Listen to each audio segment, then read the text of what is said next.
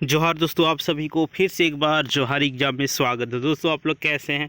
मेरे ख्याल से अच्छे होंगे और अच्छे से अपना प्रिपरेशन कर रहे हैं। दोस्तों रोजाना की तरह आज हम लोग फिर से लेके आए हैं एसएससी एमटीएस का प्रीवियस ईयर का क्वेश्चन। ठीक है दोस्तों, ये आप लोग का क्वेश्चन है 5 जुलाई 2022 का, जो कि सेकेंड शिफ्ट का है। दोस्तों हम लोग इस सीरीज में हम लोग देखने वाले हैं दोस्तों, जो कि मोस्ट वीवीआई क्वेश्चन रहेगा। ठीक है, जो कि दोस्तों एसएससी एमटीएस में बार बार यही सब क्वेश्चन पूछा जाता है। सिलेक्टेड क्वेश्चन आप लोग के लिए लाए हैं। जितना से आप लोग को प्रीवियस ईयर क्वेश्चन यहाँ पे करवाया जाएगा दोस्तों, सिर्फ उतना अगर पढ़ लेते हैं तो आप लोग का 80% जीके का पोर्शन क्लियर हो जाएगा। ठीक है, और ये वीडियो को ज़्यादा से ज़्यादा शेयर करें, ठीक है ना, ताकि जितने भी एसएससी एमटीएस की तैयारी करने वाले छात्र होंगे वो लोग भी देख सके और 80% यहाँ से आप लोग का जीके में स्कोर हो सकेगा। ठीक है, तो चलिए दोस्तों आज हम लोग इम्पोर्टेंट क्वेश्चन के बारे में डिस्कस करेंगे।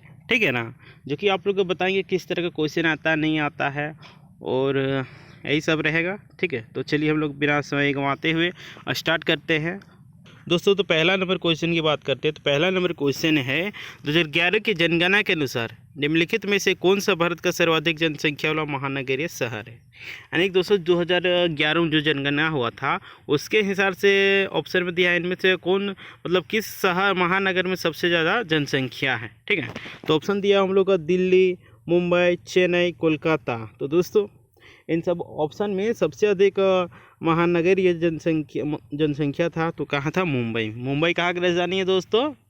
कहाँ का? महाराष्ट्र की राजधानी है मुंबई। ठीक है ना दोस्तों। सेकेंड नंबर क्वेश्चन में दिया हुआ, देखिए ये आप लोग का है, क्या है? साइंस से है। ठीक है, सभी क्वासियोर से पीड़ित है, ये निम्नलिखित में से किसकी कमी के कारण होता?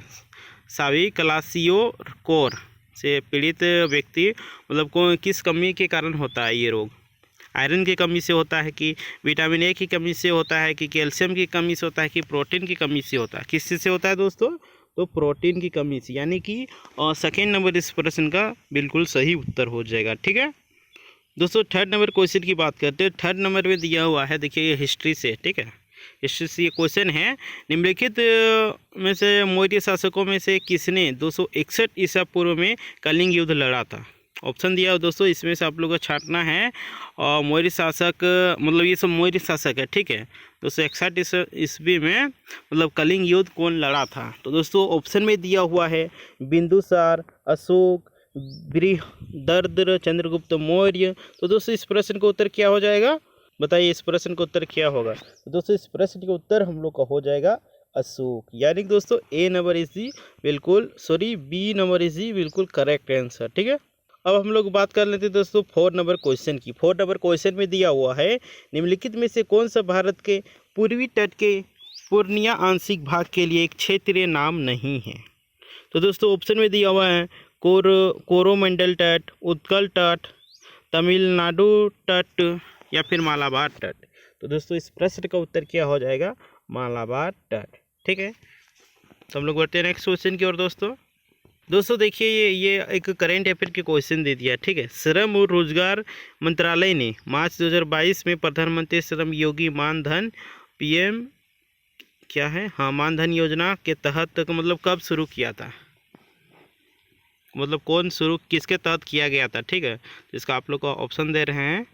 तो दोस्तों ऑप्शन में दिया हुआ है आप लोग का डोनेट ए पेंशन पहल, अटल पेंशन योजना, स्टैंड अप इंडिया योजना, या फिर 4 में दिया हुआ है India water Fitch pilot skill startup challenge. तो दोस्तों इस प्रश्न का हम लोग का उत्तर क्या हो जाएगा? डोनेट ए पेंशन पहल। यानी कि दोस्तों ए नंबर पहला ऑप्शन इसका बिल्कुल करेक्ट आंसर हो जाएगा। ठीक है, हम लोग बढ़ते हैं नेक्स्ट क्वेश्चन की ओर दोस्तों। ठीक है ना, छठा नंबर प्रश्न की बात करते तो छठा नंबर प्रश्न में है, देखिए देश दिया हुआ है, भारत का अंतर्राष्ट्रीय हवाई वाहक और विदेशी यातायात को संभालता कौन है, जिसमें कार्गो और यात्री सेवाएं दोनों शामिल है? बताइए। ऑप्शन दिया हुआ है, यहाँ पे आप लोग को ऑप्शन छांटना है कि भारत का अंतर्राष्ट्रीय हवाई वाहक और विदेशी यातायात को संभालता है, जिसमें से कार्गो और यात्री सेवाएँ दोनों शामिल है। बताइए, ऑप्शन आप लोग को दे रहे हैं, पवन, हंस, डव एयरलाइंस, ताजा एयर, फिर एयर इंडिया। तो दोस्तों हम लोग इस प्रश्न का उत्तर क्या हो जाएगा? Air India. यानी कि दोस्तों और 4 नंबर ऑप्शन इसका बिल्कुल करेक्ट आंसर हो जाएगा। ठीक है दोस्तों, देखिए आज का भी सीरीज में हम लोग का प्रीवियस ईयर के क्वेश्चन में देखिए नृत्य से क्वेश्चन पूछा ही गया है। ठीक है, आप लोग बताएं से 2 से 3 आप लोग का नृत्य से क्वेश्चन रहेगा। ठीक है, तो देखिए यहाँ पे दिया हो, रीता गीदा नृत्य करती है, नृत्य शैली किस राज्य से संबंधित है। ठीक है, रीता गीदा नृत्य करती है, ये नृत्य मतलब किस राज्य से संबंधित है दोस्तों? पंजाब से है कि उत्तराखंड से है कि हरियाणा से है कि राजस्थान से है? तो कहाँ से दोस्तों आप लोग बताइए। तो दोस्तों ये प्रश्न का हम लोग को उत्तर हो जाएगा पंजाब, यानी कि ए पहला नंबर ऑप्शन इसका बिल्कुल करेक्ट आंसर हो जाएगा। ठीक है दोस्तों, हम लोग अब बात करते हैं 8 नंबर क्वेश्चन के। तो दोस्तों 8 नंबर क्वेश्चन में दिया हुआ है UEFA यूरोपीय फुटबॉल चैंपियनशिप 2020 की विजेता कौन टीम बनी थी। तो देखिए दोस्तों, यानी कि 2 साल पीछे का क्वेश्चन करंट अफेयर से पूछा गया। अभी तक हम लोग को 2 करंट अफेयर का क्वेश्चन देखने को मिला है दोस्तों। ठीक है ना, तो चलिए ऑप्शन देखते हैं, स्पेन, इंग्लैंड, जर्मनी या फिर इटली। तो दोस्तों इस प्रश्न का उत्तर क्या हो जाएगा? क्या हो जाएगा बताइए? इटली हो जाएगा। क्या हो जाएगा दोस्तों? इटली हो जाएगा। हम लोग का नेक्स्ट क्वेश्चन है, भारत की सीमा में म्यांमार से लगती है, मतलब भारत की सीमा म्यांमार मतलब कौन सा एरिया से लगती है? पूर्व से लगती है कि पश्चिम से लगती है कि उत्तर से लगती है कि दक्षिण से लगती है? तो किस ओर से लगती है दोस्तों म्यांमार भारत की सीमा में? तो पूर्व की ओर। ठीक है दोस्तों, आप लोग का एक टॉपिक है भारत का पड़ोसी राज्य। ठीक है, उसको भी आप लोग को पढ़ लेना है। ठीक है, वहाँ से भी क्वेश्चन देखिए एक पूछा गया है, तो संभावना है कि आगे भी पूछा जा सकता है। अब 10 नंबर प्रश्न में दिया हुआ है, ऑस्कर 2009 में निम्नलिखित भारतीय संगीतकारों में से किसे स्लम डॉग क्या है मिलियनेयर में अपनी रचना के लिए सर्वश्रेष्ठ मूल गीत का पुरस्कार मिला है? देखिए दोस्तों, ऑस्कर 2009 में निम्नलिखित भारतीय संगीतकारों में से स्लम डॉग मिलियनेयर में अपनी रचना के लिए सर्वश्रेष्ठ मतलब क्या बोलते हैं गीत पुरस्कार मिला है। किसको? लता मंगेशकर को मिला है कि गुलजार को मिला है कि AR रहमान को मिला है, फिर आशा भोसले को मिला है? किसको मिला है दोस्तों? तो इस प्रश्न का उत्तर क्या हो जाएगा आप लोग का? AR रहमान। ठीक है, यानी कि C नंबर इसका बिल्कुल करेक्ट आंसर हो जाएगा। 3rd नंबर ऑप्शन बिल्कुल सही। अब बात करते हैं दोस्तों 11 नंबर प्रश्न की। तो 11 नंबर प्रश्न में दिया हुआ है, निम्नलिखित में से 1947 का कौन सा अधिनियम ट्रेड यूनियन के साथ साथ वैयक्तिक कामगारों के संबंध में भारतीय श्रम कानून को विनियमित करता है? बताइए। देखिए एक हिस्ट्री का क्वेश्चन दे दिया, यानी कि हिस्ट्री का ये सेकेंड क्वेश्चन रहा।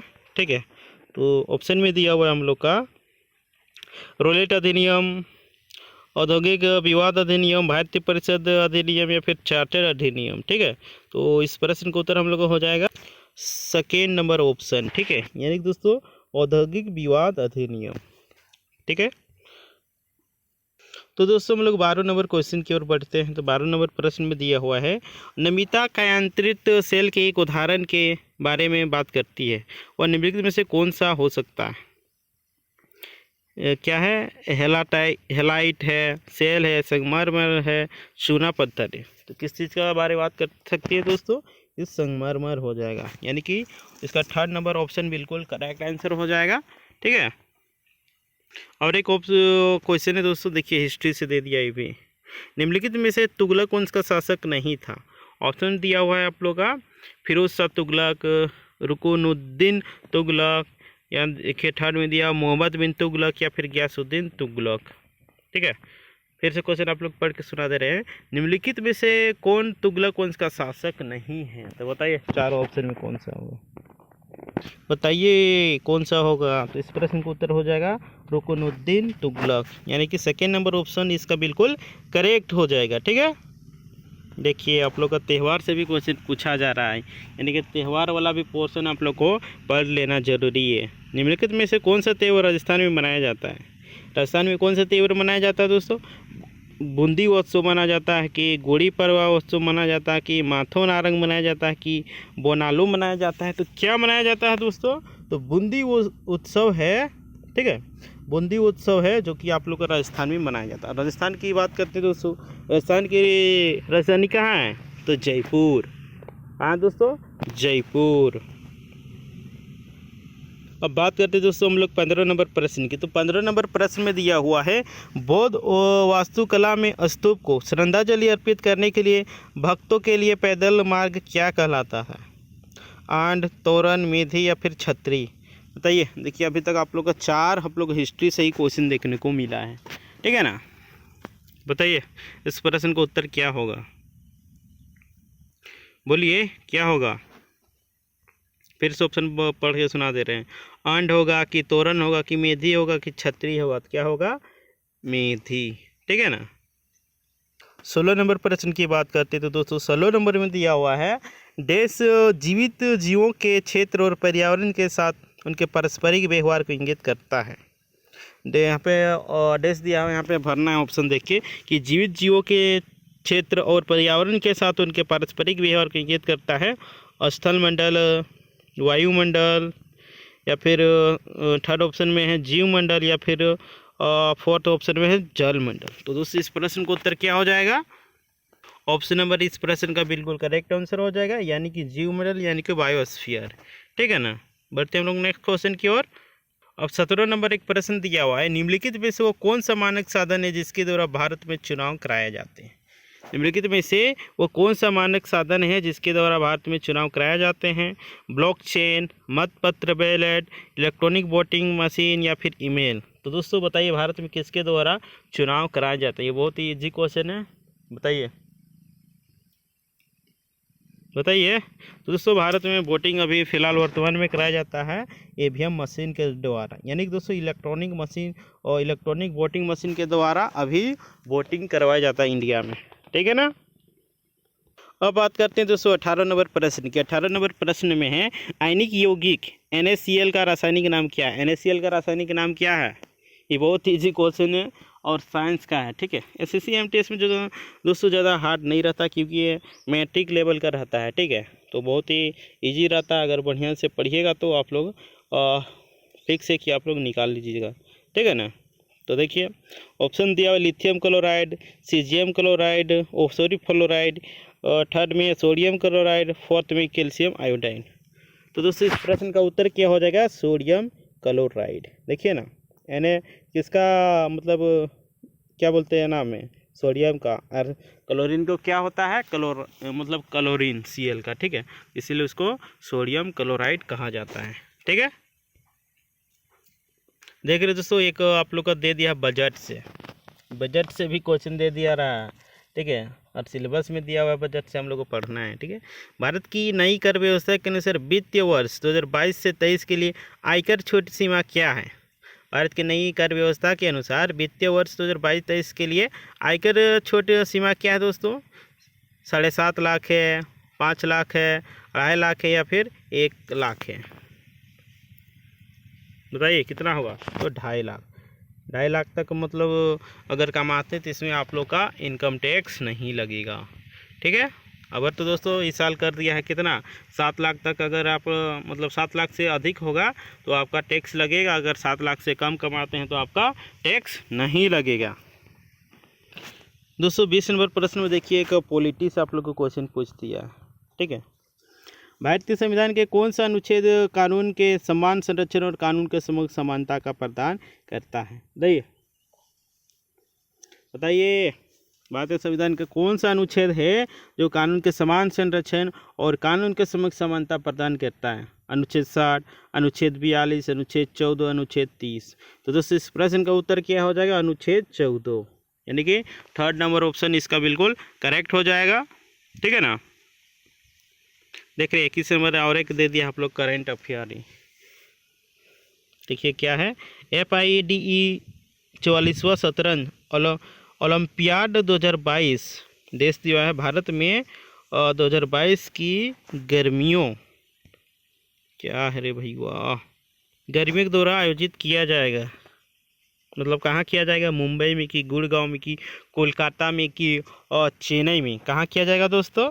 चेन्नई में, ठीक है, चेन्नई में किया जाएगा, ठीक है। 22 नंबर प्रश्न की बात कर लेते हैं दोस्तों। 22 नंबर प्रश्न में दिया हुआ है, निम्नलिखित में से किसे आदिवासी नृत्य शैली गुसारी को जीवित रखने के लिए 2021 में पद्म श्री से सम्मानित किया गया? निम्नलिखित में से किसे आदिवासी नृत्य शैली गुसारी को जीवित रखने के लिए 2021 में पद्मश्री से सम्मानित किया गया था? पंडित बिरजू महाराज को, या फिर सेकेंड ऑप्शन में श्रीमंत शंकरदेव को, या फिर 3 में है कनक राजू को, या फिर 4 में दिया हुआ है राम सहाय पांडे को। तो दोस्तों किसको और दिया गया है? तो कनक राजू जी को। किसको दोस्तों? कनक राजू जी को। दोस्तों अब हम लोग 23 नंबर प्रश्न की बात कर लेते हैं। तो 23 नंबर प्रश्न में दिया हुआ है, निम्नलिखित में से कौन फरवरी 2022 में जवाहरलाल नेहरू विश्वविद्यालय JNU भारत का कनक महिला कुलपति बनी है?